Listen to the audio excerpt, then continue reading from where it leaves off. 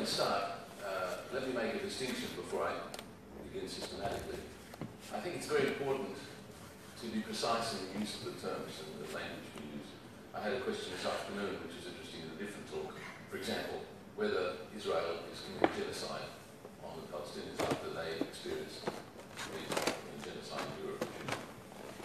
My answer to that is relevant to the question of whether Israel is an apartheid state. The answer to the genocide question was definitely not, and I think it's a mistake to use that word. It's unhelpful to exaggerate. What Israel is doing, with the help of America and many others, is bad enough. What it is, as I say, it is what it is, and it's very bad, and it's sufficient to talk about those things without exaggerating in a way that I think is not only unhelpful, but actually very harmful, because then we'll be criticized for misleading and exaggerating, and the enemies of Palestine, the Palestinians, are just too ready to jump on any misstep and exaggeration. The reason I mention that is because the question of apartheid is a little bit similar. We have to be careful. I think, for the record, I might as well say it straight away, I think it is literally correct to describe Israel as an apartheid state. There's no question about it. And I want to talk about that, so let's just get that out of the way before I get very subtle.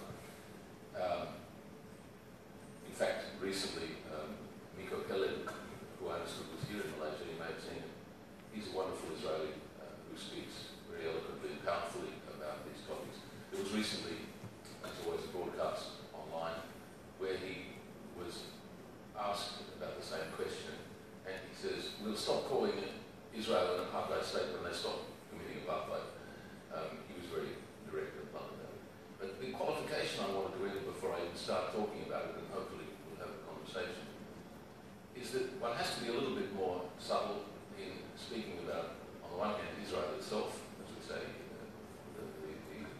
what's currently the state of Israel proper, what's in the West Bank, and what's in Gaza.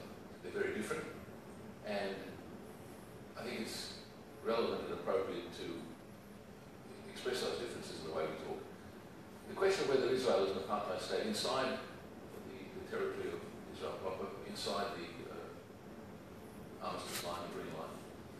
One could argue about that. I think, and as I'll show you, there's plenty of controversial evidence of the discrimination that the Palestinians suffer inside Israel. I think it's a bit of an exaggeration to use the word apartheid for that, but I don't care too much about the exact use of the term. Again, my point is, when I'm arguing, in fact, I have to say, when I'm arguing with Jews or Zionists or pro-Israel people, I avoid the word apartheid, I avoid the word ethnic cleansing, and I avoid the strong language. And there's a reason for that, which I might as well mention. It's relevant to talk about this.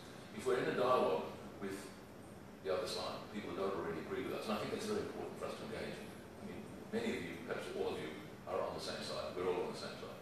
That's the usual situation when I talk in audiences, unfortunately. We need to break out. But when we talk to people who are not already speaking to the choir, as they say, I guess you don't have choirs.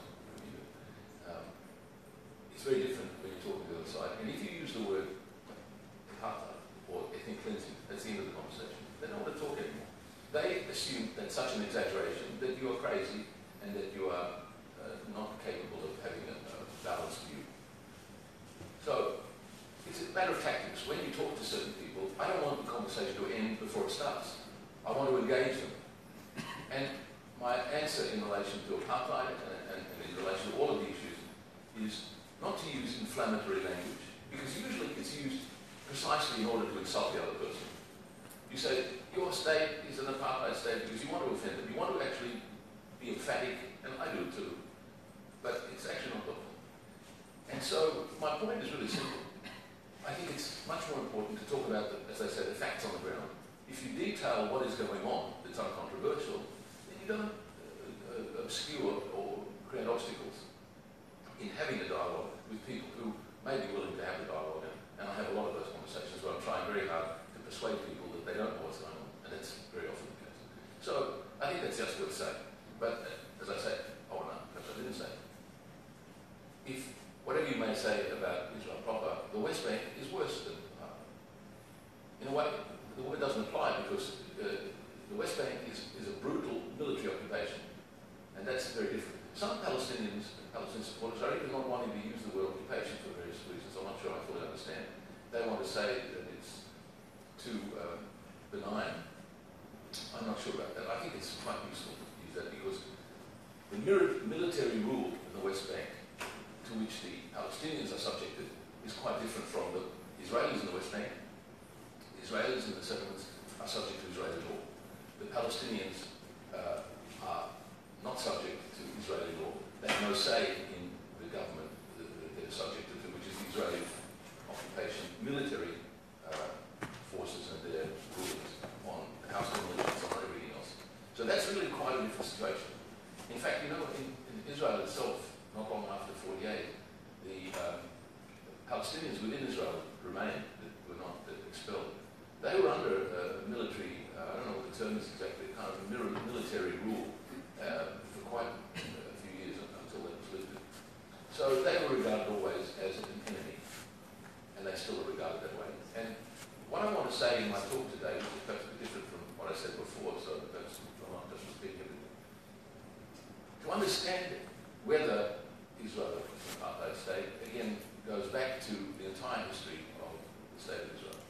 Because one of the things I bring out in the slides, which some of you've seen, and I'll repeat for the rest of you, it was always conceived to be a racist apartheid state. The earliest founders of the state of Israel had a clear conception, a vision of Israel as an ethnic supremacist state. The Jews were to be privileged, and the point was to get rid of as many of the Palestinian Arabs as possible, and for the ones that you were stuck with, you had to make some other arrangements, which they are doing. And the entire history has been essentially leading to what we see today. It's remarkable for me how clear that was in the earliest founders of Zionism. I'm not a historian, and so this is all somewhat new to me too, and as I read more and more, I'm shocked with some of the comments which I'll put up on the slides of how the founder of Zionism in Europe, Theodor Herzl, I have a slide where he's quite explicit that we have to basically get rid of the Palestinians. And I'm repeating what the slides will show. And Ben-Gurion, the first Prime Minister, all of them. What's remarkable, and again worth noting, which I say in all my talks, is how candid and forthright and honest they were about their designs, about their intentions for an ethnically supremacist Jewish state. So the more recent political process and the leaders have been basically deceitful and dishonest in pretending that there was any hope for two states. They had from the outset a design for what they call Eretz Israel, which is the whole of traditional Palestine. So the question is a good one about the apartheid state, but as I say, more of it is what's going on. And again, in an audience like this, I'm often, especially those of you that are from Palestine, I'm not telling you anything you don't know. But in other audiences, it's shocking to discover. And while I'm thinking of it, I'm pretty associated now without my slides. It's important to talk about these facts on the ground rather than the rhetoric. Because, again, perhaps a surprise to you and shocking fact is that the Israelis themselves don't know what's happening a few kilometers from where they live in Tel Aviv or even East Jerusalem. They actually have no idea of what's happening. Ramallah's not so bad in some ways. When you go to Ramallah, by the way, when they visit, I mean, the dignitaries or people say they went to the West Bank or they went to Palestine, and they go to Ramallah, they haven't seen Palestine because the Palestinian friends that take me around, they're angry about Ramallah. And they're angry, and I'm interested in, you're nodding, so you're a Palestinian and you understand. But they tell me, of course, it's a kind of an illusion of normalcy. They have, neon signs and they have cafes. It's wonderful. I mean, I enjoy being there. And it looks like any other busy, bustling city. But that's because the political elite live there. They live relatively well. An enormous amount of money comes in and supports, and it creates the illusion of a normal state. And of course, it's very far from a normal state. And so Ramallah isn't Palestine in some sense. And the oppression and the hardship which the Palestinians suffer isn't seen in Ramallah exactly. You have to go to Hebron, for example, or Susia in the South Hebron Hills where I've been. So I've had the privilege of travelling around and seeing for myself enough to add to what we read. So again, whether there's an apartheid or oppression there, it's important to know what goes on that you only see if you live there. If you also in a village like Bilaim or in Nabi Saleh, the West Bank, where they shoot kids dead regularly or others. And that's not, and also it's not news. It happens regularly. So the public are not. So firstly, the Israelis don't know. To repeat a remark I made, when I was travelling in the West Bank, one of the tours I made was with the Israeli former IDF soldiers of Breaking the Silence. They're a very important group. They're Israelis who were in the IDF and committed the crimes which they are now telling the world about. One of the remarkable things about Israel, my friends always complain I never say anything good about Israel. They demand this somehow to prove that I'm balanced. But I might say, if they ever hear this for my credentials, it's a remarkable fact that Israel to now has tolerated groups like Breaking the Silence. It's no longer quite so clear they're trying to get rid of these NGOs. Everything Breaking the Silence publishes is vetted by the Israeli military. So there's something interesting about, after all, because they're Israelis, they're still a democracy for Israelis, not for the Palestinians. But so as Israelis, and like Jeff Halper, they can go and rebuild the demolished houses and get arrested, but as Jeff Halper tells the story, when he was arrested by an Israeli IDF person and taken to the command center, the commander said to the soldier, "Why are you arresting this guy? He's an Israeli, he has rights." If it was a Palestinian, it would be different. So it's important to see what goes on there because the Israelis don't know. And so, although Breaking the Silence is revealing this, going with them is an eye-opener. And they take you to places like Susia and Hebron and elsewhere, which the average tourist certainly doesn't see. Lots of Israelis and others, although fewer Israelis, they'll go to Palestine and the politicians, and we have tours. APAN organises tours, and we have to tell them it's not enough just to say you've been to the West Bank. It depends on where you went and who you spoke to. So, all right, well, with that, let me start some of my slides. I'll jump through. Forgive me, and I do apologise that I've got these slides that I haven't been able to realise for every talk I give, and so I'm going to whiz through a bunch that I didn't have time to select out specifically for this, and I'll go ahead. But one of the things that I will talk about, for those of you who haven't seen it again, I'm sorry for those of you that did.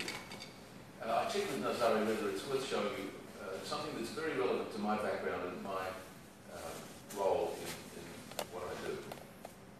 I've been advertised in many of these things as a Jewish academic, and my Jewishness is very important in what I'm in a position to say and to do, and it's a privilege for me to be able to do it. Partly because, as you'll see, my background is not just that I'm Jewish, but my parents were both survivors of the Holocaust. My mother and her mother, you'll see, I'll show a clip of both of them. They survived Auschwitz, which was the worst and most notorious extermination camp. I didn't know, and I've asked a couple of my friends here, how many of the Malaysians are familiar with this. Because it's a new audience and new experience for me. I wasn't quite sure to what extent the general public in Malaysia knows the Holocaust. But the reason it's important for me to talk about it is two things. Firstly, it's important to be aware of the immediate background to the founding of the State of Israel. Israel constantly and its supporters defend what they do on the grounds of what happened to the Jews in the Holocaust. I think this is an appalling misuse and abuse of the Holocaust. It's an affront and it's a disgrace for the memory of those that perished to be exploiting the tragedy of the Holocaust, the genocide, which was a real genocide, for the excuses for extenuating the crimes against the Palestinians. Again, I'm giving my whole talk without one slide. Again, surprisingly, they're so honest. Ben-Gurion, the first Prime Minister of Israel, I have a passage, it's probably better if I don't use my slides, because I looked for it and I see the quotes, but he said very openly, he said, it's not surprising that the Palestinians resist our coming. We took their land. He said, it's true there was, I'm almost quoting verbatim because I read it 3 times about it. He says, it's true that there was a the Nazis, there was Auschwitz. But what's that the Palestinians didn't do it? Our God is not their God. Why should they? It's not that they don't care about it, but that's not an excuse to take their land. They know we've stolen their land. Moshe Dayan, the famous general with the patch, the eye patch, he says the same thing. He says, every place in Palestine, in Israel today, was a Palestinian village. We changed their names. I have one of the slides to show you the 500 villages that were obliterated, erased from the face of the earth. Now here's Moshe Dayan, the general who after all knows, as they all knew. They knew, for example, that Palestine wasn't empty. The mythology was always, and the slogan was, it was a famous person called Zangwill that said, it's a land without people for a people without a land. And one of the Prime Ministers, Golda Meir, repeated that there were no Palestinians. We didn't take their land. There were no Palestinians. You have to ask yourself how it's possible for people to say things like that when the facts, the truth is so contrary. That tells you something, not so much about them because they knew the truth, but about a public that was willing to accept such deceit and such lies. That's what we're facing because of propaganda victory. I don't know if he's disagreeing with me or agreeing with me. He may be a Zionist.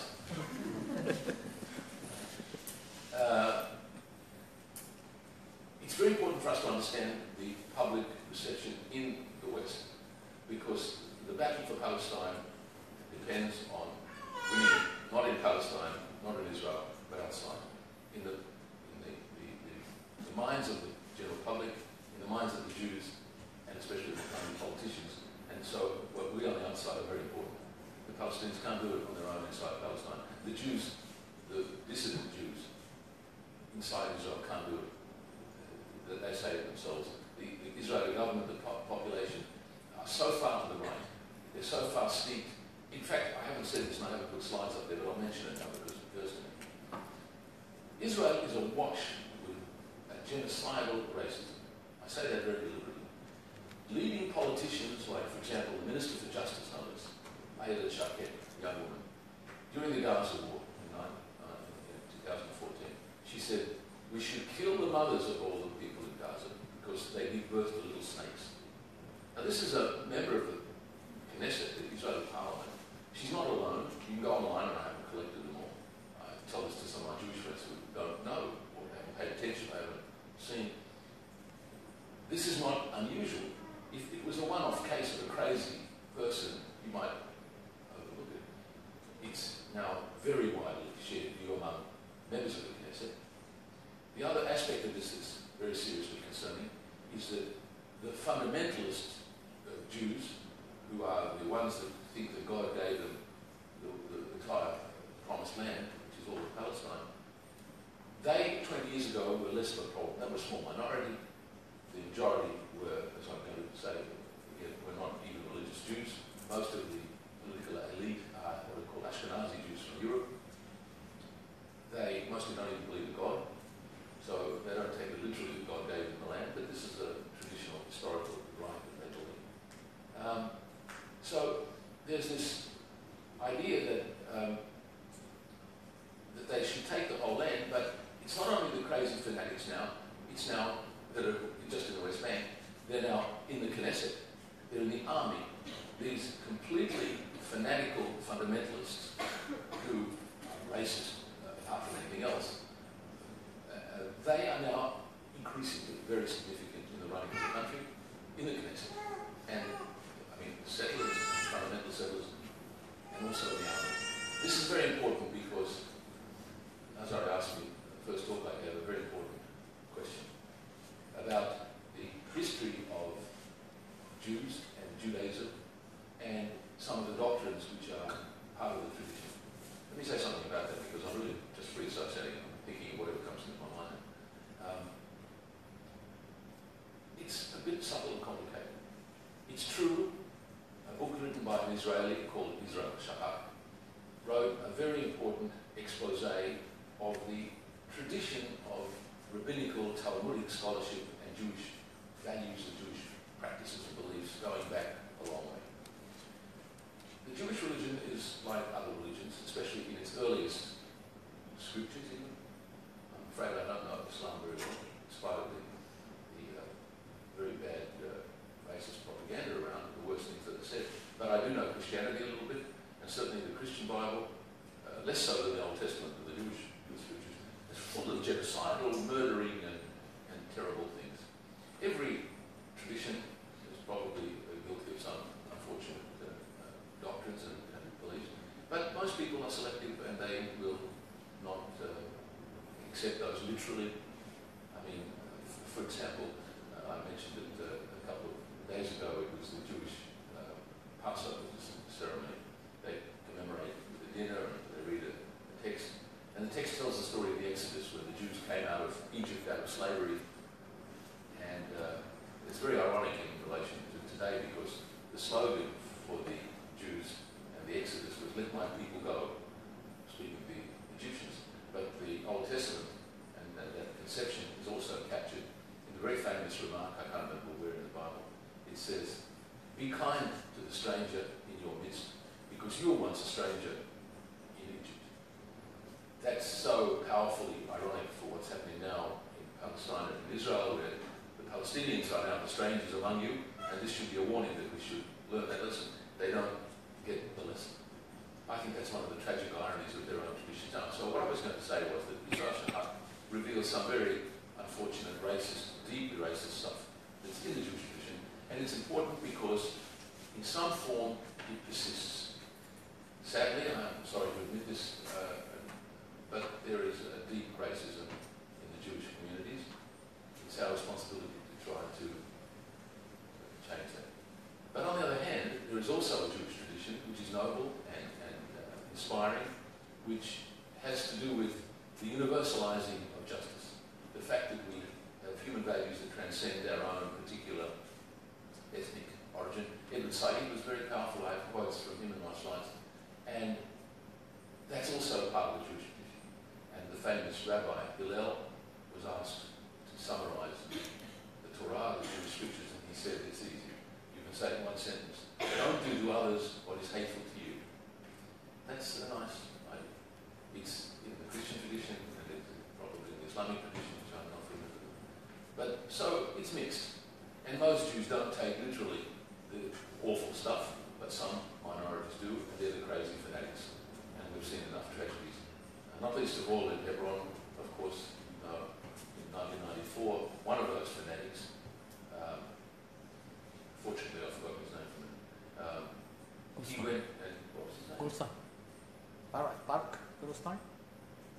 Baruch Goldstein. Not Goldstein. He's mixing up Jewish names. Yeah, maybe you're right.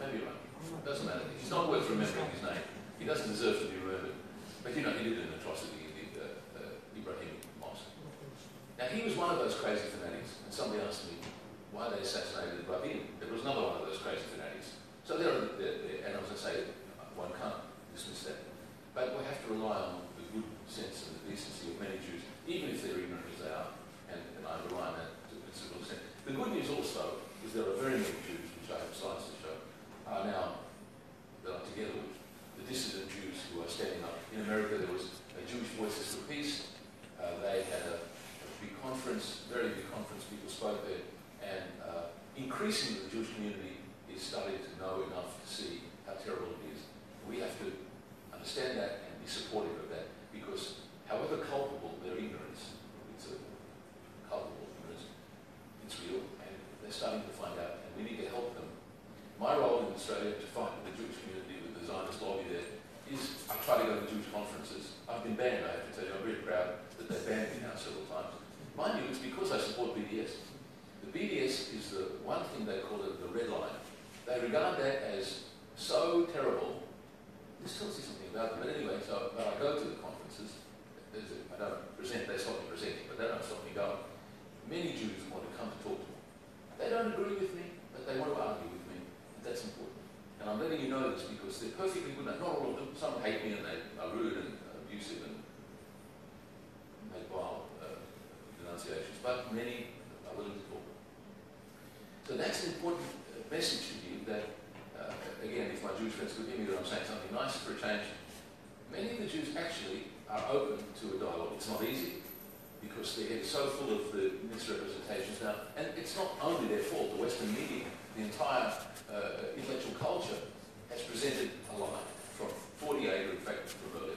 So some of my talks have been presenting the alternatives, and perhaps it's less useful here than if I had a Jewish audience. I keep hoping I have occasionally Jewish audiences.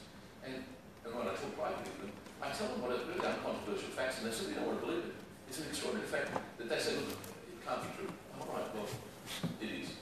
And so that's the background. Well, look, let me go to the apartheid question. Let me jump across a lot of the slides. Oh, my Jewishness. I started to talk about my Jewishness, and if I may, I want to, it's a little bit self-indulgent, but permit me to show you some of the, in fact, I can't resist talking about the slides before I get there. The point about the apartheid, which I started with, I said that the whole history of Palestine is a testimony to the conception of the apartheid intentions from the beginning. And when you go through the story, every chapter, this is leaving out most of it, but every chapter tells you of the original conception of an exclusively Jewish and ethnically supremacist state. The Balfour Declaration was the most extraordinary thing, which the European Jews managed to get the British to concede. They were a bit ambivalent, but they ended up giving away half of Palestine. I would say, on what basis did the British Foreign Secretary give a Jew in Europe, a European Jew, half of Palestine? It's like absurd. And when you stop and think about what this empire, British Empire and other imperial powers did in carving up the Middle East, it's an extraordinary fact. That's the beginning of the current situation. But again, the Jews in Europe had the intelligence, I thought, the political cunning to lobby the big powers, and they got the British to acknowledge, this was before the Second World War, before the Holocaust, that they were the ones that were entitled, and they presented themselves with this kind of, again, racist, prejudicial conception. They're sophisticated, they're educated, and the Arabs are all backward and primitive, and Palestine is just a desert with a bunch of Bedouins, you know, with camels. I mean, that was the kind of thing. And so the British, being the sophisticated, you know, they thought of every colonial exercise the same, that the primitive natives in Australia, we had genocide of our indigenous people. In America, they had a genocide there. This is the way the imperial powers ran the whole world. So it started with that view, and the Palestinians to this day are not as adept at manipulating, you might say, or successful with the big powers of the public opinion to this day. Today it's America and the rest of the world. And that was the cleverness of the Zionists in the beginning. And so then, of course, the United Nations made the partition resolution. That's an extraordinary fact. And then the 48 war broke out. One of the facts on the 48 war, which again I'll get to the slides and spoke a bit, the usual myth about the 48 war is that poor little Israel was just, you know, born, as they say, and before it even, you know, took one step as a baby, all of the Arab armies invaded to destroy this fledgling state. Now, it's a terrible misrepresentation. It's true. On the next day, the Arab armies in Syria, Iraq, and I think Egypt, and I don't know where, maybe Jordan was a bit ambivalent. They did invade. But one of the historians, and Apartheid is one of the greatest historians of this period, makes the point that the war of 1948 didn't cause the ethnic cleansing, which it was, as he described it. That, I think, is literally true. Again, I say that with word, but he puts it the other way around. He says it was the ethnic cleansing that caused the war, because the ethnic cleansing was happening before 15th of May, when they declared the State of Israel. The Yassin happened in April the 9th. I know these facts, I'm a historian, I never remember facts, but I can remember this. And I've got the figures, of course, from Apartheid somewhere, Abi Schlein. 380,000 Palestinians were already expelled from the villages, and they had a plan which was formulated on the 10th of March called Plan Dalet, in Hebrew is Plan D, which was explicit instructions. They had in a previous Plan C, which was a general scheme of ethnic cleansing, but it became an operational plan for the military leaders, the commanders, to go through the villages and to expel them, and worse, not just expel them, but to massacre them, as they often did. This is happening before the war broke out. And in fact, again, the slides that I have, if I ever get to them, I quite like talking without the slides, it's easier. One of the facts that's also very interesting about this is the way in which the plans for the expulsion of the Palestinians was so explicit, and Plan C and the whole conception of it was part of the conception of the State of Israel from the beginning. So we have to understand that the way it's presented, that Arabs just wanted to push the Jews back into the sea, is a gross misrepresentation. I mean, it's got this sort of half germ of truth, but when you see it in the context of what was happening, and of course, again, my slides will show the waves of migrations of Jews that were coming into Israel. In the 1800s, there were 2%, 2.5% of Palestine were Jews. By 1947, the UN partition, they were only 30%, still not the majority, and they got 55% of Palestine. So the minority is large enough. But going from 2% to 30% is an immense invasion of foreigners. I mean, the Palestinians didn't migrate to there. Palestinians, like wonderful Khanin Zawadi, she often says, I'm not a migrant to, she lives in Nazareth. This is my home, my age for generations.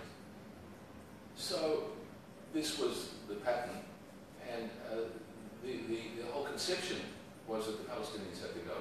And okay, now I better start formulating some of the ideas a bit more clearly from the slides. One of the slides here is the wars. Again, the honesty of people like Begin, who was a terrorist. I mean, in a very strong literal sense, he was wanted by the British for atrocities that he committed on civilians, not least of all blowing up the King David Hotel with the British, but bombs in Palestinian markets. They were terrorists. By the way, I didn't show it this morning. I have here some newspaper clippings from the New York Times in 1948, signed by Einstein. In fact, I might do it tonight to show it to you. I jumped over it to read to you how the New York Times described Begin and his party back then. So I'll show that because I didn't show it last time. But he was very honest. Look what he said. The wars were designed to achieve political objectives. The myth is that every war, not just 48, was a war of survival.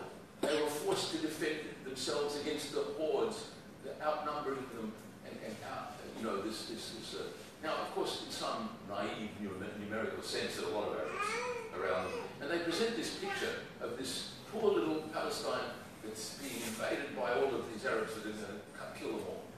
And in fact, it's quite contrary.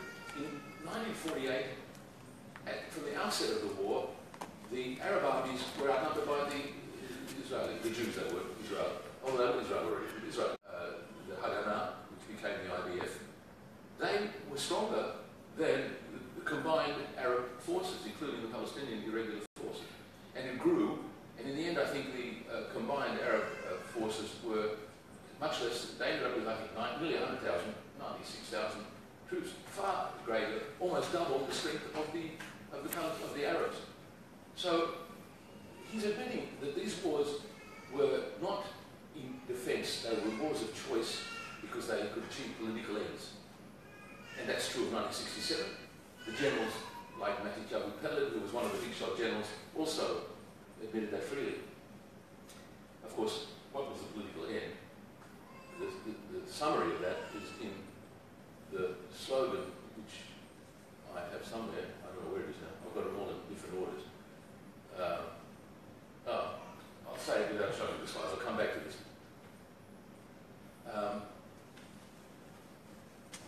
The objective was, of course, what we see today, which was what the Jews always called as Eretz Israel. This is traditional, the homeland of the Jews, the promised land. And that was from the beginning. So each of the wars was an opportunity to reach the ultimate vision of a Jewish state in their traditional, I don't like saying traditional homeland because it was the Palestinians' traditional homeland, but you know what they imagined was this. So, okay. Now, the solution today, one of the talks was, what's the solution? It's easy. Israel has to comply with international law, UN resolutions,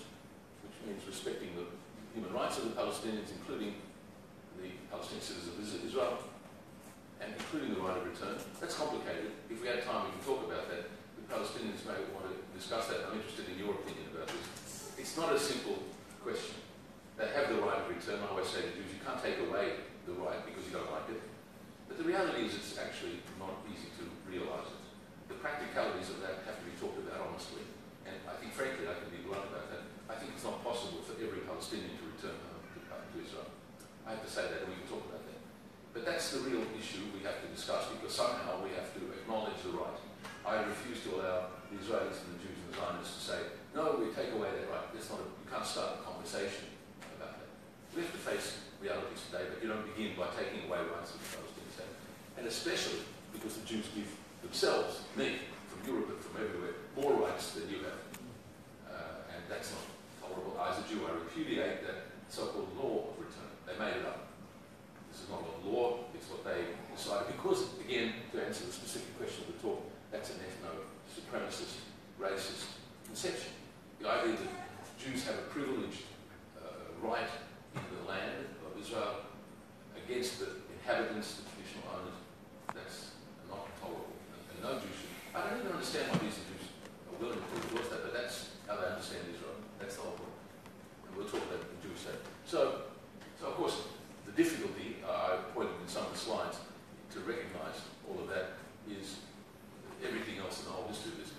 The ignorance I've talked about, and the attitudes of the Israel lobby, and of course the Americans, and the fraudulent peace process, all of the stuff which I've talked about. These are serious problems in getting the world, and the Americans especially, to enforce international law on the Israelis. But, so it's not as easy as I pretended, but at least, in this case we know what to do. In some places, like Syria, I don't think anybody knows, but here we just have to obey international law and human rights. Well, BDS is the solution in the sense that for all of us in the world that are not the Americans, the president or the government, what can we do?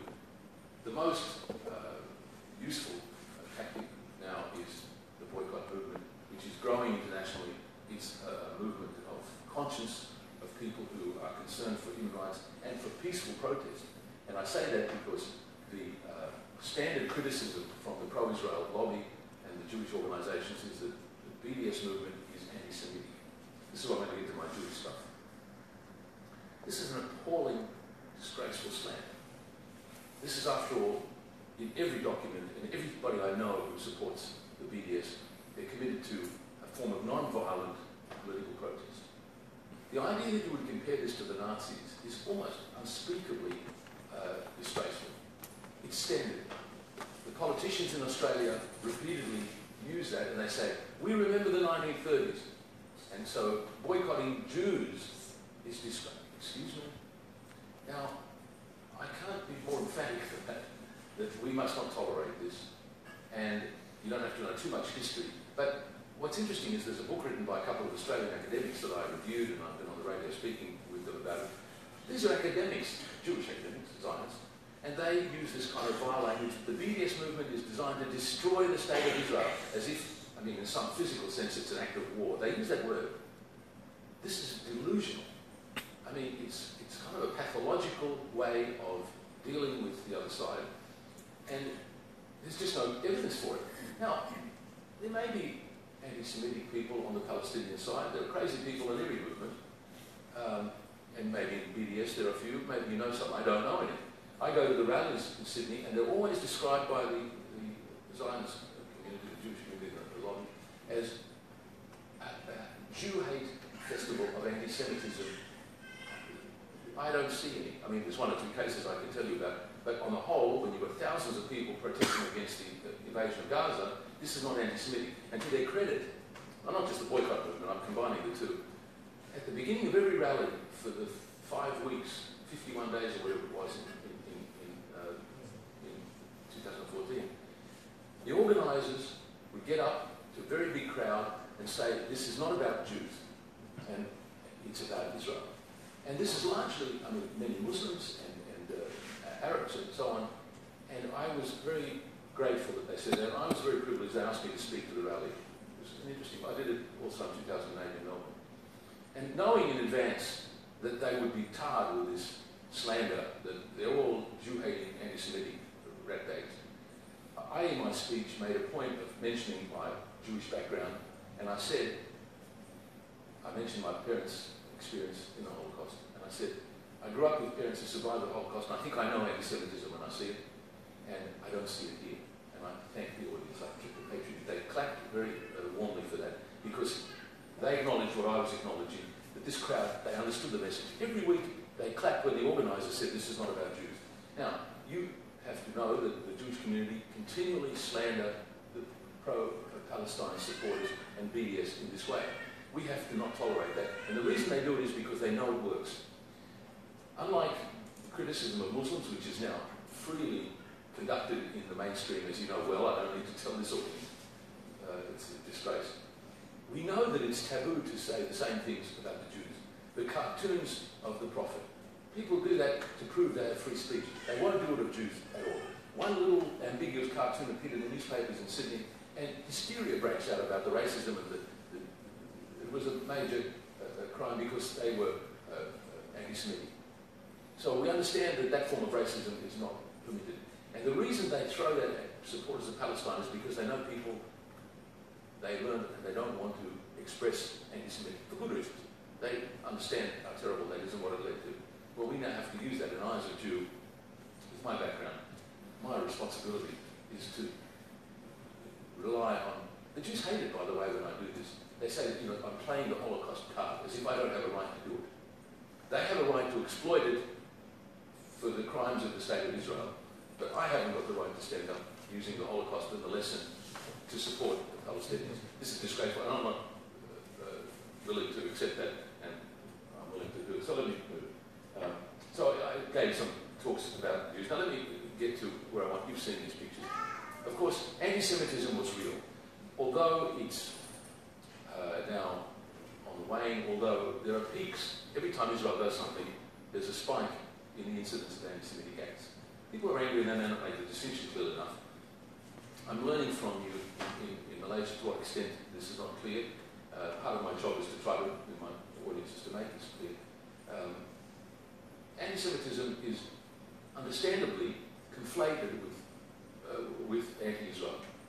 Now, the Jews, I have to say, are partly to blame for that.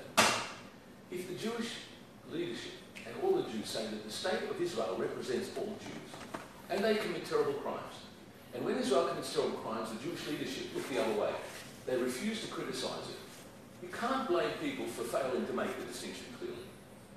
So, as I say, to their great credit, most of the, as far as I can tell, the supporters of Palestine, they do make the distinction, in spite of the attempts of the Jews and the Israelis to conflate the two and then beat up people for being anti-Semitic.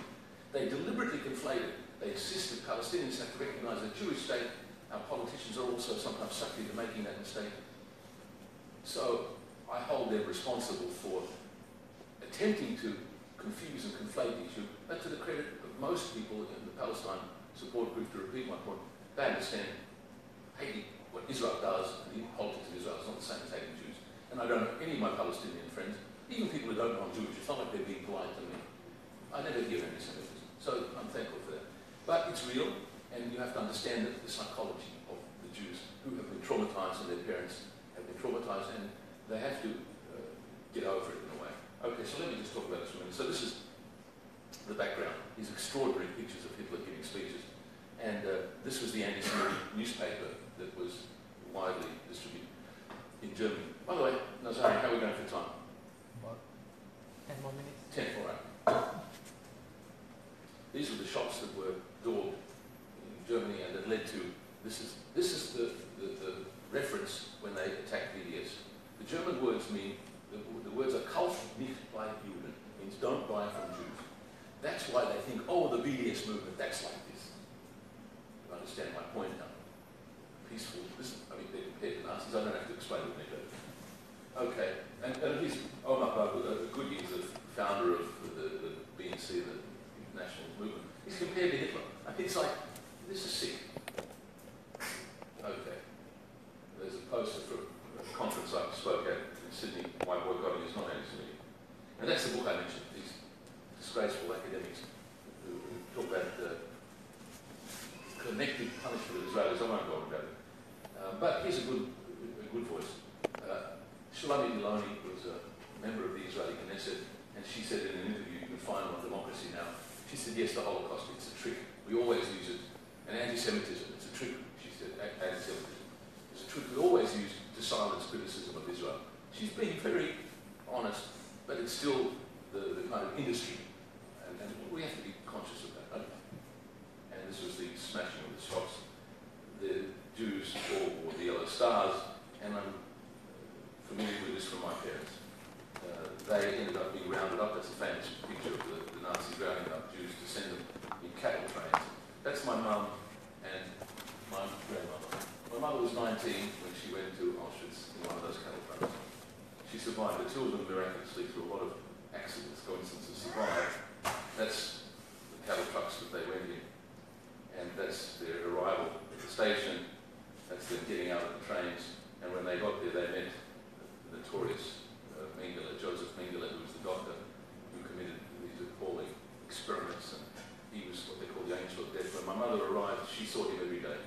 And when she arrived, some of the Jews went that way, straight to the gas chambers, off the train, that way. Half her family went that way. There was an accident where she nearly went that way. I'll tell you that later. And others went that way. And that was Auschwitz. And I'm sorry to repeat these really horrible pictures, but I don't mind showing. That was a notorious. By the way, if you don't know the German, that means Arbeit macht frei, means work makes you free. Cynical, ironical, because if they came there to work, to be let free. That was the kind of sick sense of humour of these Nazis. That's the inmates and the horrible scenes that the American soldiers, when they came into Bergen-Belsen and Auschwitz, that's what they saw. And 6 million Jews were killed. In case anybody doubts it, because there's a lot of Holocaust denial in the world, and I don't know among Muslims generally, but I had Muslim friends that told me their fathers had the protocols of the Elders of Zion. I feel an obligation to let you know. I don't think you doubt it, but there's Holocaust denial. 6 million Jews were exterminated, and half of my family. I was in Palestine, and I'm going to show you this, and I still have a few things to say about apartheid. And I'm going to show you a video clip. These are scenes from the video clip. There's a sign when you come into the West Bank which says, in Hebrew and English and Arabic, the entrance is forbidden for Israelis, and you're dangerous to your lives. Well, it's not true, unless you come in a uniform. If you come in an IDF uniform, it's okay. But then it's according to international law, it's legal to resist. Armed resistance against occupying military is fine.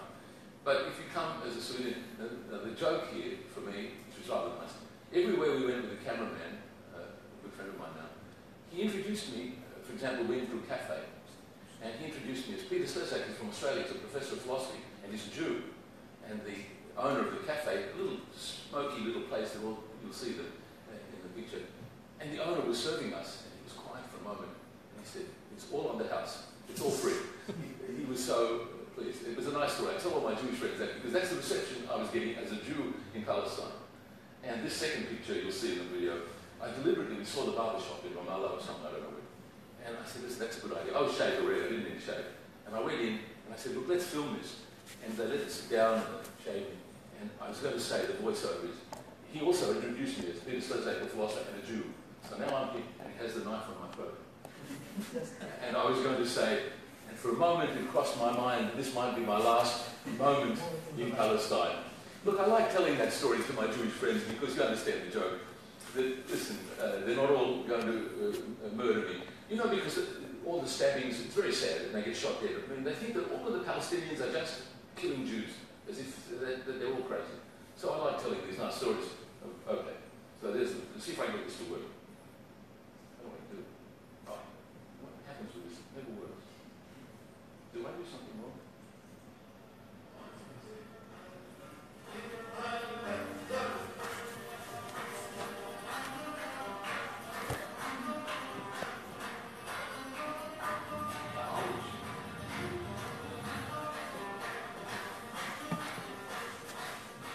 Here I am in a foreign place, but I feel like I'm a stranger.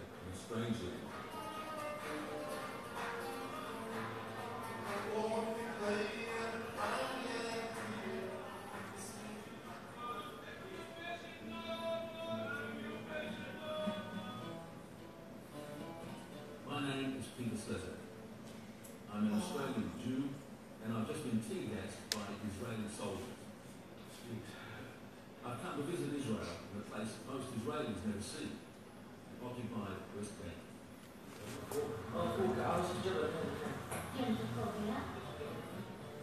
I've travelled throughout the West Bank, to Ramallah, Hebron, Bilayim, but I've also visited close family like my Uncle Paul, who survived the Holocaust.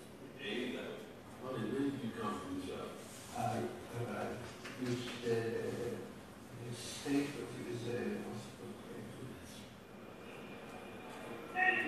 Just like my mother, he was in Auschwitz.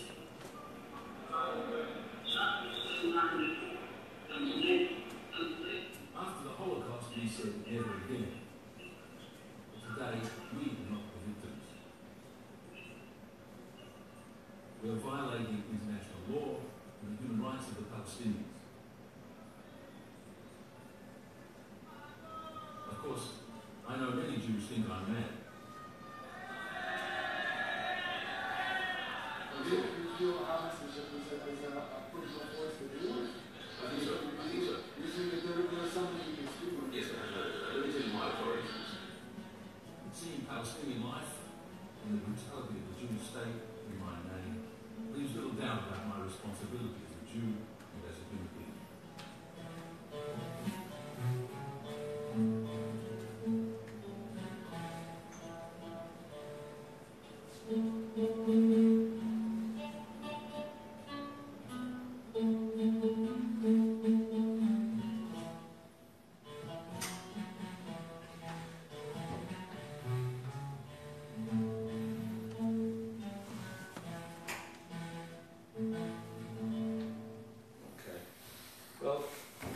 Scenes in there. I have to say to an audience that's not Jewish, some of those scenes there have a significance if you're a Jew. I don't know if you know, maybe you do. The Wailing Wall, Western Wall, is a holy place for the Jews. And they come there and they make a prayer and they write it on the paper and they put it in the wall. And I wrote Free Palestine. And I put it in the wall. I'm very proud of showing that because Jews understand what that means. And the other thing, I don't know if you know, I mentioned it to some of you, I'm playing the oud. This is my new talent. I bought an oud and I'm very proud to be learning to play a little bit. But what I was plucking out there was the unofficial Australian national anthem. It's called Waltzing Matilda. Every Australian knows that. And so it was rather nice they used that as a soundtrack. Anyway, this is how we're hoping to make a film, and I'm very pleased to, it's a bit self-indulgent to be part of the movie, but I'm very happy to do it. As you see, you saw the clips of my mum, that 16mm footage, which my uncle shot before the war in Europe. The little kid, the red shirt, that was me when I was 8 years old, and the guy next to me, I have a photograph which I didn't put here, I should show you. I have to tell you this. The guy with the slick black hair, I have a picture with him sitting next to Ben Gurion. Why? He was the head in Australia for 40 years of the JNF, the Jewish National Front, Israel. And he was a big shot. And he was a big shot Zionist, and he was celebrated when he went to Israel. It's funny. So I have a lot of guilt that I have to get over. My family had a lot to answer for because the JNF is one of the sinister organisations. You know that the Jews have a blue box and they put money and they think it's a charity. It turns out that the JNF is part of the apartheid mechanism, where the JNF is a quasi-government organisation and it's responsible for owning the land, buying it from the Ottomans and from the Palestinians, but they're not allowed to rent it or resell it to Palestinians. That's built into the Israeli system. So the answer again to the apartheid question is clear enough. I'm going to wind up in a minute. Let me just jump to some of the apartheid slides. I have so much to talk about. But the apartheid issue is perhaps worth mentioning specifically in some of the slides that I have. I've said a lot of the stuff. Oh, of course, before I jump over the slide, for those of you who don't know, that was the United Nations partition agreement. The darker areas inside there were the Jewish-owned areas. They were 5% at the time. They got 55%. And the black dots here, this is from a book by Walid Khalid. The book is called All That Remains, which is an encyclopedia of all the villages. And 500 villages were obliterated by the JNF, my cousin, my uncle's organisation. They demolished the buildings, they grew trees on them, made parks out of them, changed the name to Hebrew names, and Moshe Dayan, says every town in Israel was a Palestinian town, and they've erased the memory of all of those. So this is the nature of the Apartheid State. So I've talked about a lot of this already. Oh, this is what I was going to say. I'm glad it came up. Let me show you this before I wind up. This is the New York Times in 1948. I don't know if I can read that very well here, but I'll read it out. Bear with me for a minute. Among the most disturbing political phenomena of our time, this is 1948, signed by Einstein and Hannah Arendt. Have you seen this? Any of you know about this? It's very revealing. It's shocking, in fact. He says, the emergence in the newly created state of Israel of the Freedom Party, the Herald Party, which was Begin's party, which became Likud, closely akin in its organisation, methods, political philosophy and social appeal to the Nazi and fascist parties. Can you imagine this? Yeah, you're shocked too, huh? You're surprised. Wait a minute, it gets better. I mean, better, worse, shocking. So this is the New York Times, signed by Einstein and a bunch of other Jews. And he says, it was formed out of the membership following the former Irgun Tzva'ayumi terrorist right-wing chauvinist organisation in Palestine that did all those terrorist activities. Begin was founded. This was on the occasion when Begin was visiting America. And they were warning against Begin, the terrorist, who was akin to the Nazis. Can you believe this? Okay, let me show you another one that I've circled. You okay? Okay, and he says here, of course, foreign correspondents present the country to view the heaped corpses. I can't remember. King Abdullah, I can't read all of it out, but he refers to the heaped corpses and General Havoc at Deir Yassin. So already it mentions Deir Yassin. The incident exemplifies the character and action of the Freedom Party. They said this was typical of this group. Now look at this bit. This part is the part that I think is extremely revealing. It says, I'll read it here. Within the Jewish community, they have preached an admixture of ultra-nationalism, religious mysticism, and racial superiority. Like other fascist parties, they have been used to break strikes and have themselves pressed for the destruction of free trade. But notice the first description. Now this is describing exactly what we see today. As I described, of course, the Jewish fundamentalists and others, not even the fundamentalist Jews, but Begin was probably not even a religious Jew. Now it's remarkable in 48 how clear it was. And I think maybe on the next slide you can see, the last thing I circled. Begin and his movement should be known. It's all the more tragic that the top leadership of American Zionism, the Jews, have refused to campaign against Begin's efforts or even to expose to its own constituents the dangers to Israel from supporting Begin. Now, that hasn't changed. The leadership until now, although it is shifting, but this is a long tradition. And finally, look at the signatures. You may not recognise most of them, but Einstein is highlighted there. And Hannah Arendt is the second one, and one or two others I still recognise. So that's very interesting in 48. Well, for refugees, let me jump in case there's something I want to show still. And I'll flip through. You've seen all of these pictures. Again, one of my points, I'll get to the apartheid in a second when I finish. One of the points I make regularly is, again, to address what is the standard pretext, the excuse that the Israelis and the supporters give for the wall and for everything that they do. It's the security of Israel. The first thing to say is in this extraordinary irony that the occupier, the military occupier, demands their security from the people they're occupying. That's like unique in the history of the world. The idea that you have your foot on the neck, your boot on the neck of your victim, and you're asking the victim to give you security. It's kind of crazy. This whole story is kind of absurd. It's delusional in ways which I'm saying to you, and you will agree that, you know, I need to say this to Jewish audiences. The war was described as stopping suicide bombing. It's not true. The suicide bombing stopped for other reasons, but in any case, the Palestinians can go through the wall in all sorts of places, as you can tell me, because you know this better than I do, but I discovered one way to get into Israel, which surprised me the last time I was there. If you go to the Calandia crossing, the normal way is you have to take all your stuff out and you go through like an aeroplane, you have to put the x-ray machine, you put your passport up on the window. If you go by bus from Ramallah to Al-Quds, the bus goes all the way, not all of them, but the ones that go through, and two soldiers come on, they look at your papers, and that's the end of it. I could be having a bomb in my bag. They don't check. You don't go through a metal detector.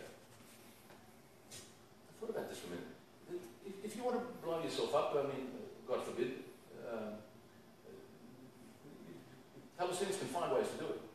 No, they're not doing it for other reasons. And so this is not security. It's all a kind of an illusion.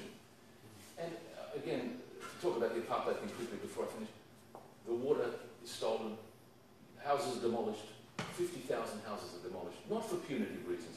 The Jews and other people will say, oh, because the suicide bombers, they did something terrible, so even that's a crime, by the way. The Nazis used to do that. That's not the reason.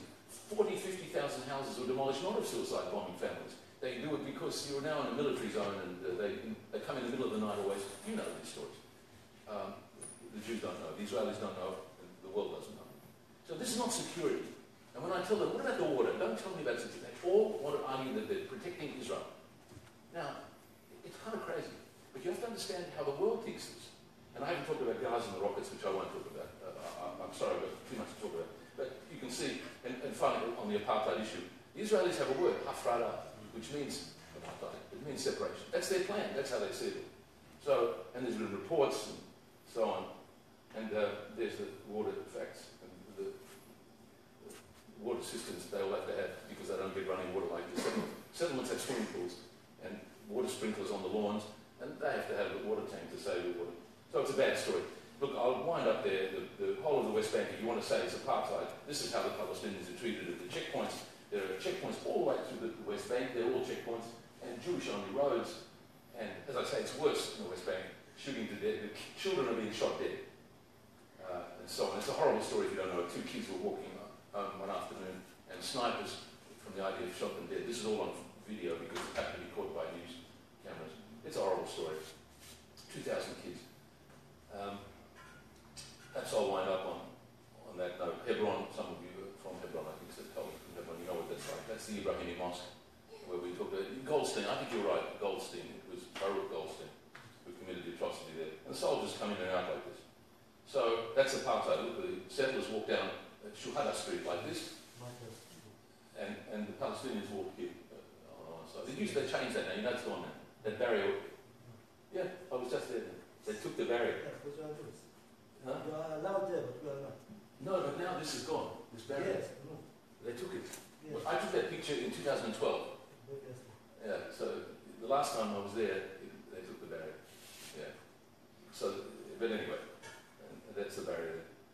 So that's the market inside Hebron, and so on. And Susia, which they destroyed. It's a tent village, and they destroyed. One last word on Gaza. For those of you who don't know, the rockets. Israel is defending itself again. There were no rockets till Israel violated the ceasefire in 2008 in November. There was no rockets since June because they had a ceasefire. Every time Hamas observes the ceasefire, Israel does a provocative act to encourage the Palestinians to react, which they do. I think it's a mistake when they react, because then it justifies the destruction, the overreaction, the disproportionate violence which Israel relies on to teach them a lesson. But they always succeed in provoking a response. And it's very difficult to ask the Palestinians not to respond, but I think it's not a good tactic. So it's a horrible story. I won't go through the slides, so I'll stop and we'll have questions, and I look forward to talking to you. Thanks for your patience with my long talk. Thank you. Thank you very much.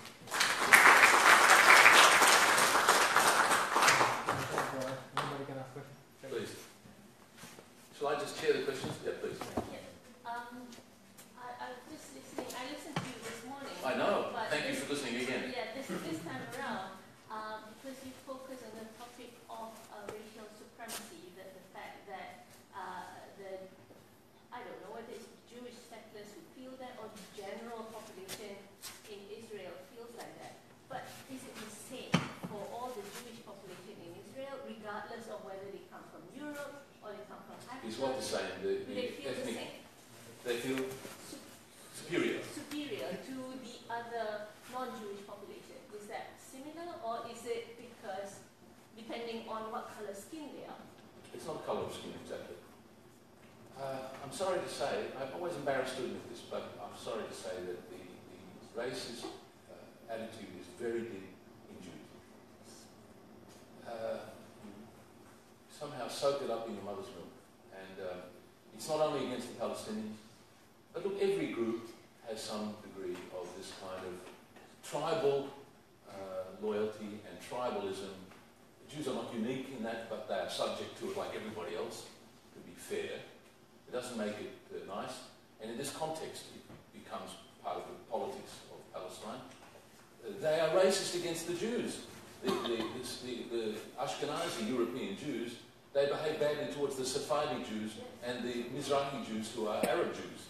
And they're on this hierarchy, and they're also discriminated against, let alone the black African Jews, falashas from Ethiopia. They cop it badly.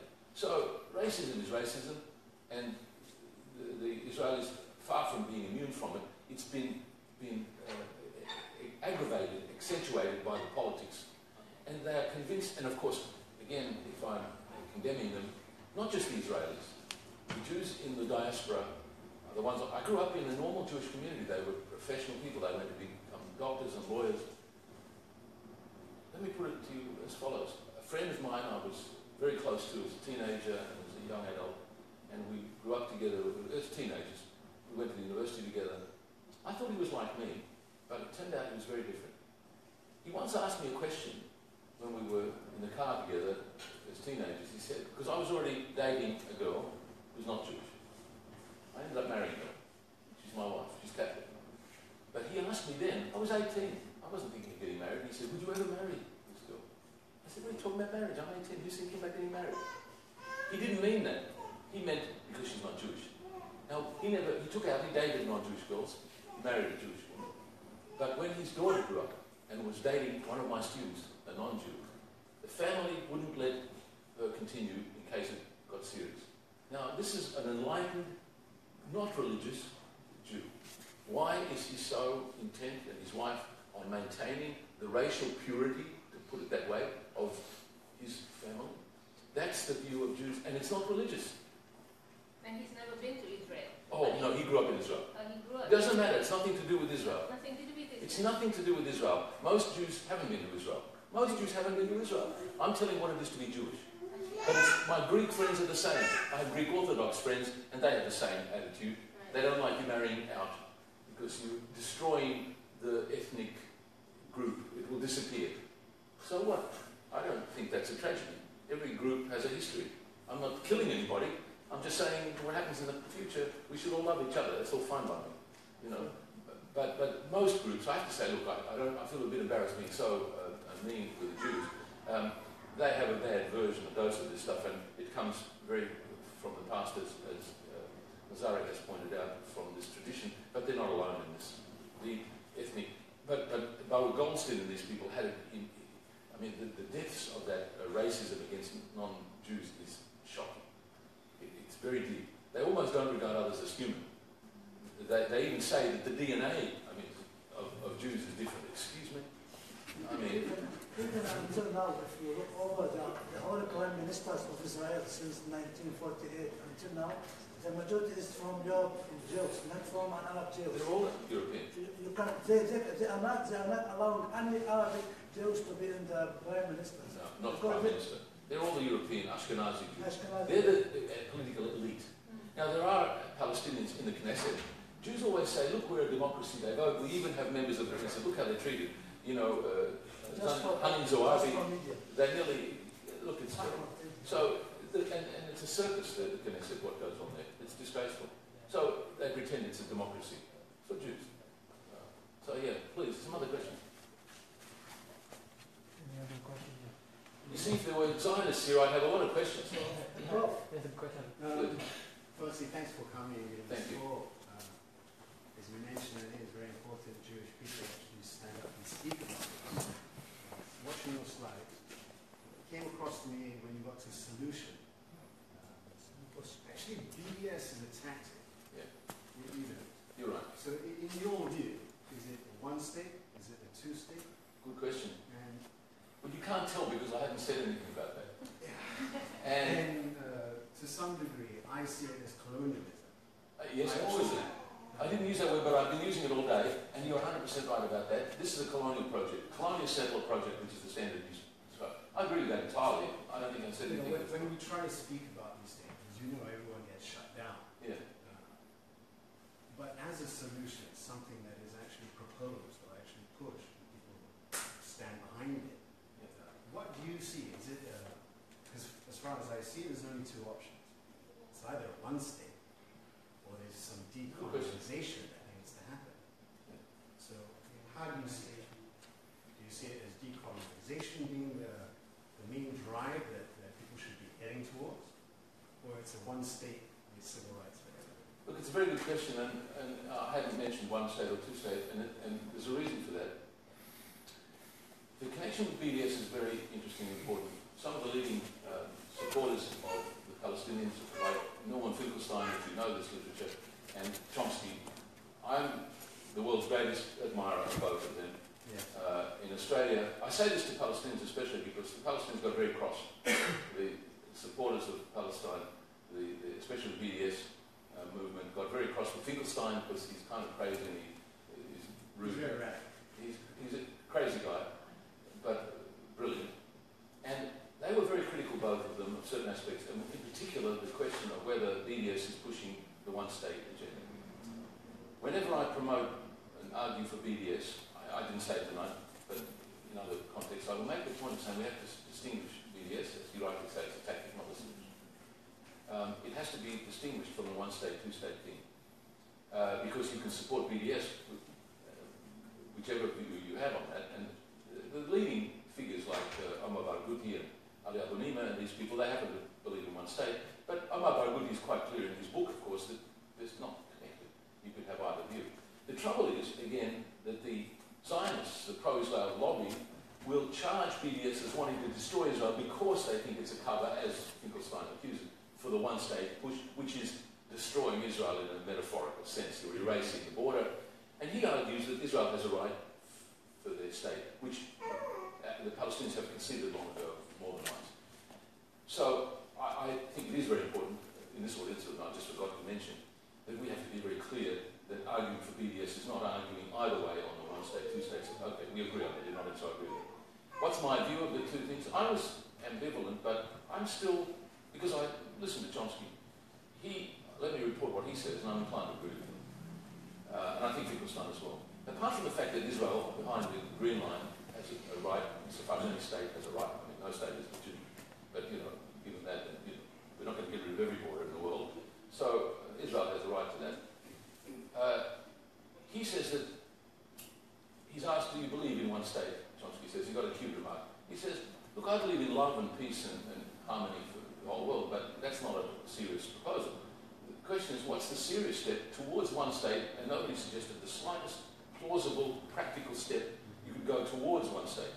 My Palestinian friends, when I've had this argument with them, I sort of convinced one of my friends, who's from Nablus, and studied law, PhD. I said, look, one state in the long run, you might push for that, but the first step might be to, let's just allow the Palestinians the 22% that's left to them, an autonomous, genuine, get rid of the damn settlements, they're all illegal, blah, blah, blah. So I'm still a little bit willing to, in my heart, push for the two-state solution as a plausible, I mean, as Chomsky says, it's the international consensus, it corresponds with what everybody's agreed to. The Palestinians have sacrificed already, 78% of their land, it's a big sacrifice already, and they've conceded the existence of Israel, and so on. So, look, I'm willing to be persuaded. Many people I know now are one-state people, but I have this argument with them all the time. I don't have a fixed view about that. I just feel that if we're going to be serious, maybe we should go for what we have strong position on international law, and that's Finkelstein's view, I think. That, that's our strength. And so it's a good question. You may have deeper insights into it, but you asked my view. So I think the two-state thing still makes sense. I don't know the numbers. I don't know how many Palestinians have a preference. I've heard a lot of Palestinians in Palestine also say, listen, I don't care one state, two state, 10 states. We just want to have a normal life, end the military occupation. In fact, when I do talk about things, I talk to politicians in my group. We go to Canberra. We lose sight, when we talk about one state, two state, part of the reason I don't think about it as often as I might, is that the immediate problem, I mean, for example, should Palestine be recognised in the UN and elsewhere Okay, but the worry is we don't want to recognise the current mess that is the Oslo result with Area A, B, and C. If we call that a state, some of the Israelis said, yeah, you can call it what you like, call it a state, and that's what you get. We don't want that. We don't want to increase that mess. Okay, so what I say to the politicians is, look, we want to not focus on this high-level questions. Stop killing the Palestinian kids. Stop bulldozing their houses. This is not just a territorial debate. It's a debate about the abuse on a daily basis. I can tell you, you know what I'm talking about. So my feeling is that we should do something to stop these appalling things which are not newsworthy anymore. The newspapers don't run every time a house is demolished, every time 2 kids a week are killed. So my feeling is that one state, 2 state, in a way, is kind of, not that it's not important, but there's more urgent questions. So anyway, it's a long answer. I don't know if you agree with that, but I'd be interested in hearing your opinion about it. Please. Yeah, Professor, it's been nice to actually listen to you Twice now, thank you. Yeah, twice. So actually, I just want to know one thing actually, that is there any option or opportunity through which their mindset can be changed? The mind, or we can say the psychological repertoire they have to retaliate other people because of Holocaust or some other reason. Do you think that is there any cushion to change their mindset? The Jews. Yeah, Jews. Yeah. And one more thing. Actually, we talk about UN resolution, the practicality of UN resolution. UN resolution is there for Kashmiri peoples, for other people as well, but nobody going to implement. And nobody implemented till now. And so, what can be, because we are now the brainstorming, what possible solution can be, because they don't want to implement UN resolution. Yes, they can implement, like in Iraq. Then you say that there are weapons of mass destruction, and once you ruin all the civilization, then you come up, oh, there was no weapon of mass destruction. So, can we have the implementation of UN resolution? Look, what's the alternative? You guys are as expert or as experienced as I am on this. I don't know what else there is.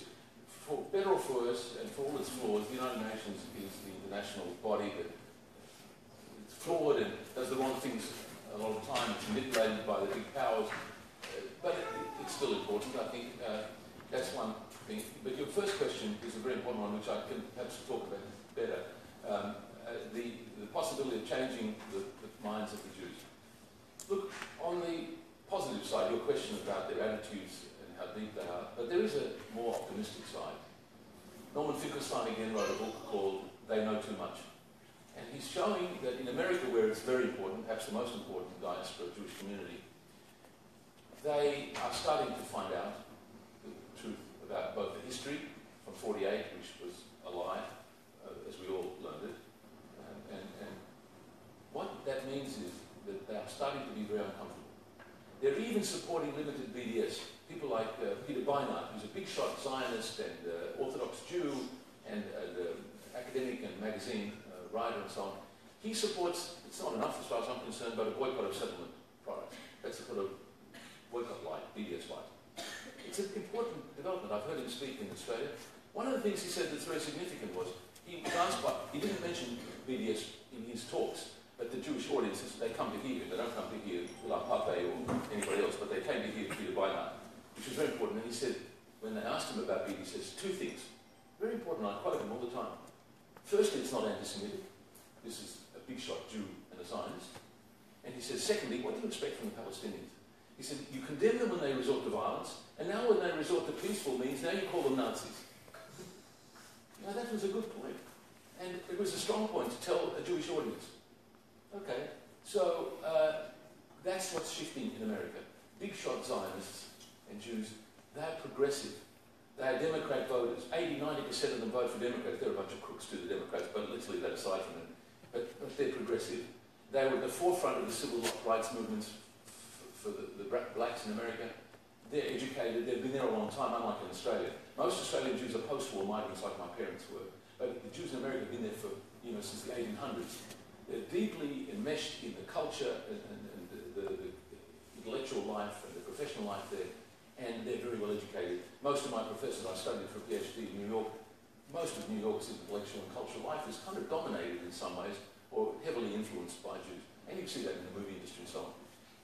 They are starting to find out how bad it is, and they can't reconcile that with their progressive values. Now we have to hope and encourage that. One other personal comment. I can't remember where I said this, maybe tonight already. I've spoken too many times today. I was banned from the Jewish conference I mentioned for BDS. I think I told you I go along there. And I think I repeated it tonight. They come up to talk to me. And they're not all crazy, they're not all awful people. They're deluded and ignorant in a way that I think is blameworthy. But on the other hand, they're very decent people. They're not all monsters. And we need to understand that so that we can reach them. They never met a Palestinian. I don't think they ever met a Muslim. I wish they were all here. Because it's a wonderful experience to mix. And I'm very proud and I enjoy very rich relationships now with Muslims and Palestinians in Australia. I'm very pleased that I get invited to debate with the imams and the Muslim scholars. I have a kind of a second career debating with Christians and with Muslims, and I respect the fact that they invite me, and it's a very warm relationship, and I enjoy that a lot. Now, the Jews have no idea what that's like. They think that you're all suicide bombers. And, I mean, I'm slightly exaggerating, but not much, because your question was what they think. And look, it's hard to explain their psychology. Your question is about their psychology. If you mix in those circles, my friends that I grew up with, they send one another, look, there's enough terrible stuff out there on the internet. And they send the worst videos of really lunatics waving knives around, you've seen that stuff too. That doesn't help. Okay, so we have a job to do to change their minds. I think that's part of important, and I think the Jewish community is very significant in this regard. You are the best one who can do it. Sorry? And you are the best one who can do there it. are many. Because you know the experience, you know the attitude, you know how to deal with it. Well, there are many others. Even I am trying to, but we are not covered like No, we need each other. No, that's right. That's right. And it's, look, I'll give you a nice example while we're talking here. I have a friend who is, originally he grew up in Israel. He's my age, and I met him years ago, and we met socially at some dinner party, and we argued about Israel, and I told him what I thought. He thought, and we saw each other every now and again, not a lot, and I'd send him a few emails, and I didn't want to be too pushy. But over the years, what's very interesting, he grew up in Israel. I'll tell you how bad his Zionism was. So he grew up in Israel, but came to Australia when he was about 12 years old. In 1967, he went back to fight for Israel in the Six-Day War for the Jews. He went to fight with a friend of his. You know what? They were, as children, in the Beitar Zionist youth camp. That's the Jabotinsky iron wall that we have to teach the Palestinians they got no hope because we're militarily strong. That was an explicit doctrine of all of them, really. So he's in that upbringing mold, and he now agrees with me about everything. He's studying political science. He's emotionally has difficulty. I say, you're on my side. We have the same views. He says, no. I'm not political. I'm just interested in human rights. I said, that's a joke. Of course, human rights is political. But you see, I'm telling him to come on my next tour to Palestine, but he's now shifted completely. Now, he's not an exception. He's sort of an exception. But, he's a nice guy. He started to read. He started to find out. He took a course at the university. He's a lawyer, but he's retired, and he took a course. And he's still deeply in the Jewish community. And now he's fighting with his Jewish friends because they're still friends.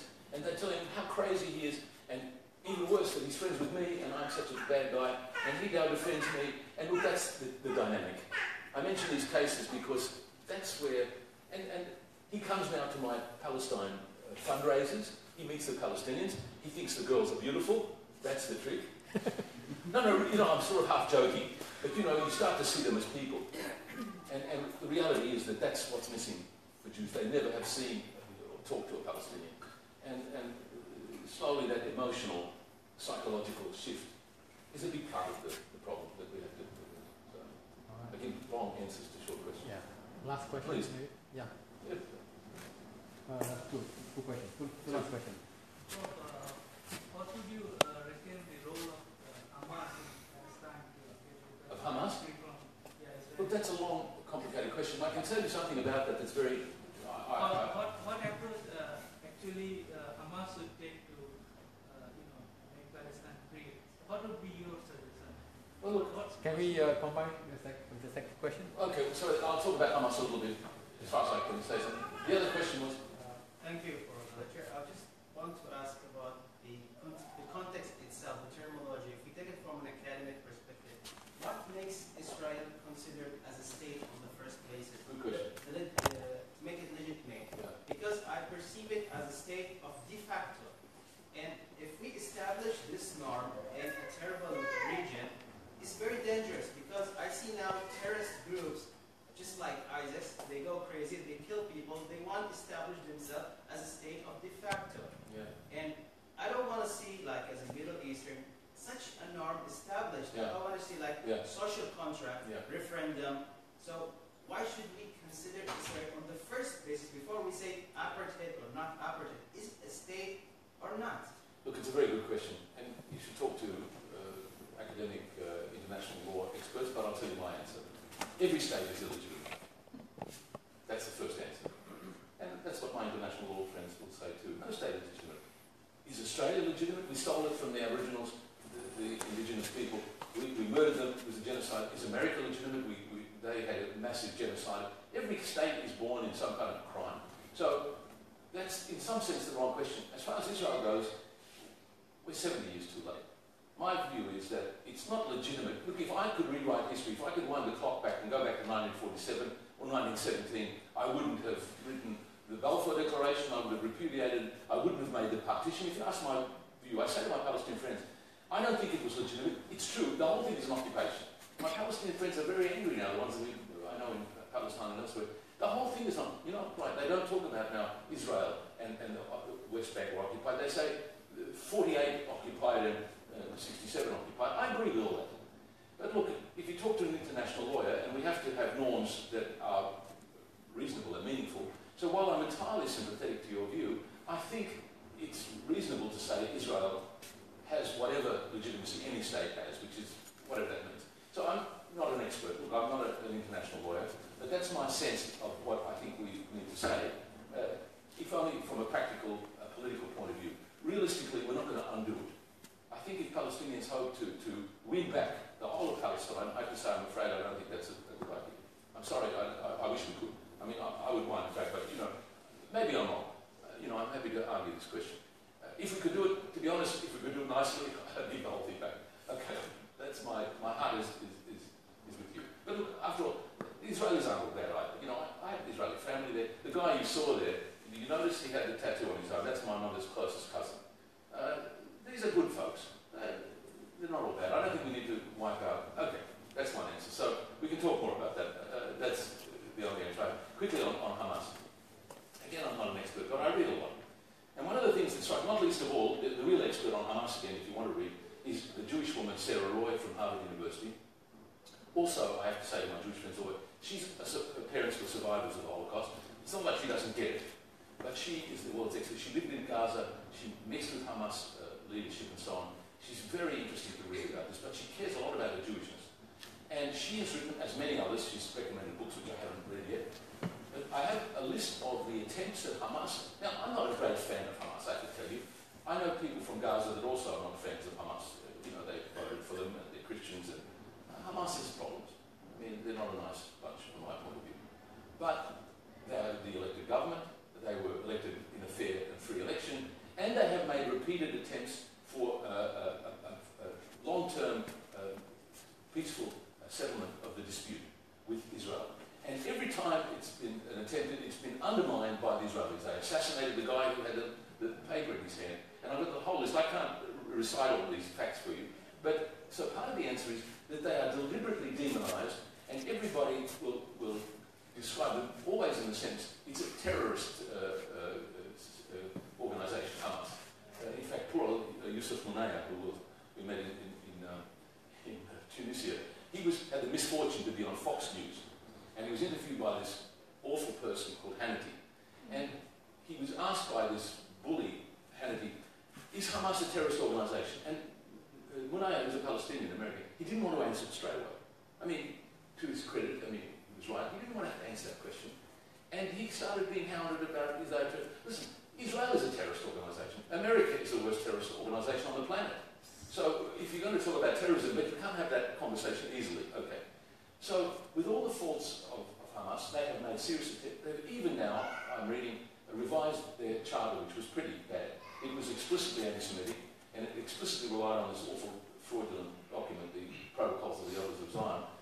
They're becoming a pragmatic political force, and they themselves say you can't hold them to what was a historical document that they've now repudiated and revised. And even while they had the charter, they were making serious attempts to settle on the UN 242 two-state solution. So that's the reality of Hamas as I'm reading it. But the successive attempts to make an agreement, that's not on the public record, in the sense that the mainstream rhetoric and the media and everybody thinks that, well, these are too terrible and we're shooting rockets. So that's what I understand about Hamas. Let me talk to them. And they're running, and also they were not corrupt in the way that Fatah and Abbas and the PA have been. And that's why they got voted in. So that's my understanding of Hamas. All right. Thank you very much. Thank you, everybody. Yeah. Thank you very much. Thanks very much. Thanks for coming twice.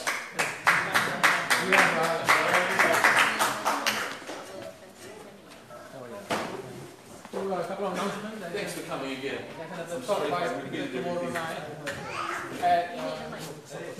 No, it's my honor. It's my privilege. I appreciate it. Great to have you come. Another announcement. Tomorrow night, we will talk at but you've been on a couple of times.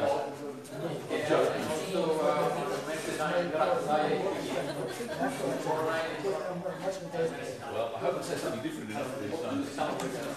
Alright, and we have a conference coming up on the 26th of May. 26th of May, we have a conference on Palestinian issues.